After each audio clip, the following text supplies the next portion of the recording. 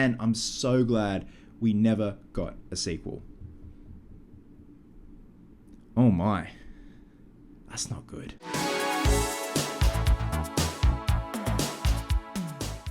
Hey guys, welcome back to a brand new video here on the channel and a new segment I like to call First Time Watching. I know, what an absolute brain buster of a title. I got to bed around 2 a.m. eating Chinese food coming up with the title. But anyway, this segment has spawned from many of your suggestions from my previous video when I was going over the Trick or Treat Studios 2024 catalog. I touched on the fact that I had not seen the Joel Schumacher film, The Lost Boys, with Kiefer Sutherland as a beautiful, badass looking vampire.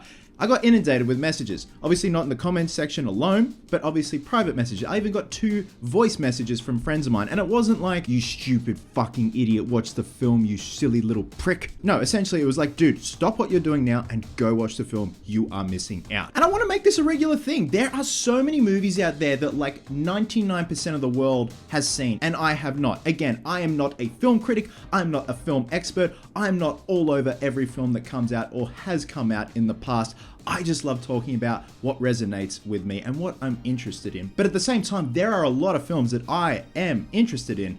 I just haven't seen them. And today we're kicking things off with my review of Joel Schumacher's The Lost Boys from 1987. Came out a year before I was born. Now, the reason why it took me so long to see this film, I don't have an excuse. I was gearing up to see it in high school. My girlfriend at the time was obsessed with the 2 Coreys, and I'm going to touch on that in my review. We were going to watch it, and then things just didn't work out. I just didn't end up watching it, and it always had been on my radar for quite some time. I love a good vampire movie.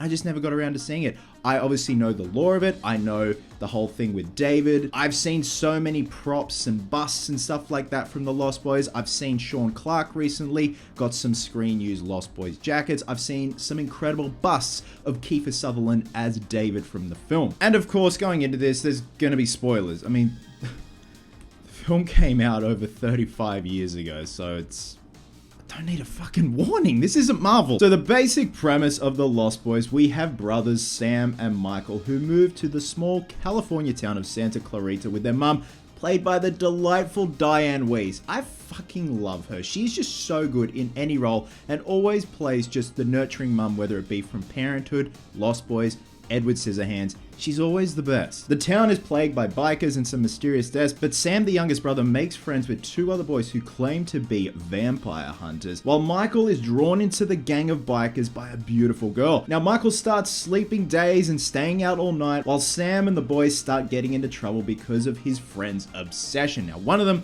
is played by Corey Feldman, and we have the main lead played by Corey Haim. Now, this is the Corey team up that apparently was so many years in the making. These 2 were heartthrobs. Corey Feldman these days, I wouldn't call him a heartthrob. He's something, but he's not a heartthrob. He's fascinating. And obviously Corey Haim is tragically no longer with us. But my overall first thoughts of The Lost Boys. This film is batshit crazy, but like in the best way possible. And it's just pure 80s punk, glam rock fun, and delving into the gory and gothic. And I'm totally here for it. And yes, this film is very dated, but I feel at the same time, it works in its favor. I think I had too much fun with this film. I thought it was going to be boring, and I thought it was going to be a slog because I was too far gone. I think my biggest regret is I wish I had have seen this when I was younger, because I definitely feel this would have been on my list of videos that I would watch on a sick day and just have that in my collection, my solid collection, my go-to collection. I think that's my biggest regret, because as a kid, this just would have been another level of fun because there is so much badassery going on, and it involves kids acting up, kids playing up. It's like the imagination run wild. When you're a kid, you want to fight vampires, you want to rebel and stuff like that.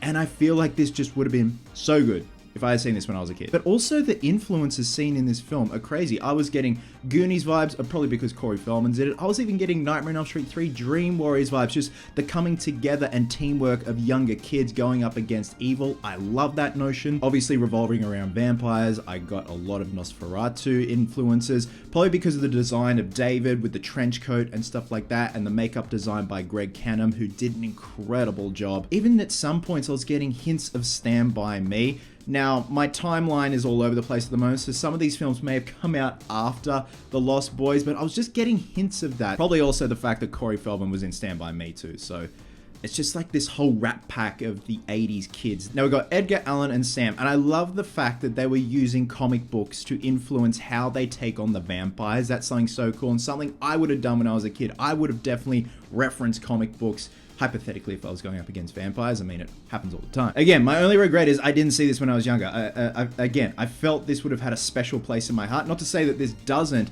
and I definitely had fun with it, but from a kid's perspective, this is all sorts of badass. I can only imagine how much of a hit this would have been when it came out in 1987. Like, it's something people had never seen before. The dialogue is definitely a product of its time. There's something so cheesy about 80s dialogue that it's just been encapsulated and left in the 80s, if that makes sense. Case in point, you look at A Nightmare on Elm Street 1.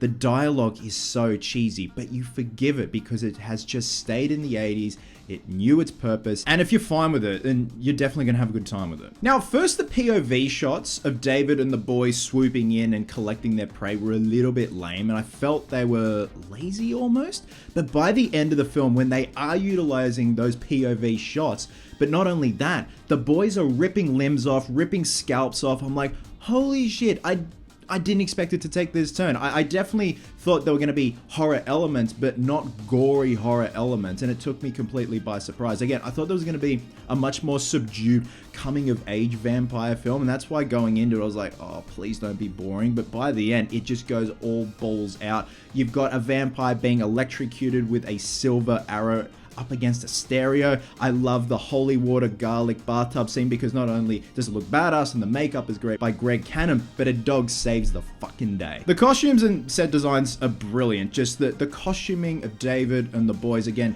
glam rock, Steel Panther influence. It's so badass, and it's like Peter Pan's The Lost Boys on steroids, like a post-apocalyptic wasteland. Their hideout, their hangout is like a gothic industrial Batcave. Like, the standouts for me, obviously, are Kiefer Sutherland as David. He just looks like he's relishing playing the character, having a good time. I feel like everyone played their part, but what is with Corey Feldman's voice in this film? I feel like he was trying to put on a Batman voice at times, and then his register would go down back to regular Corey Feldman. I don't know if that was intentional. I need some clarification in the comment section. This is just our cover. We're dedicated to a higher purpose. But the real MVPs of this film, the saxophone guy and Grandpa. Grandpa had me in hysterics, and Grandpa has the last line in the film, and I thought they were going to do the old switcheroo and pull a Swiftie on us where Grandpa turns around when he grabs his drink from the fridge and he has the vampire makeup on and he's a vampire. But nah, he just delivers just a smart-ass line. All the damn vampires. I expected a kind of, oh, Grandpa. That's supposed to be a freeze frame. So overall, guys, I was more than satisfied and pleasantly satisfied with my first time watching of The Lost Boys. Don't get me wrong, it is most definitely a product of its time, but there is nothing wrong with that. But I think it came out at just the right time. The 80s punk glam rock motif just pairs so well with vampires, paired with a badass synth score by Thomas Newman, and I'm so glad we never got a sequel. Oh my. That's not good. Again, my only gripe, and it's my gripe, and it's my problem, not your problem. I hadn't seen this when I was a little kid.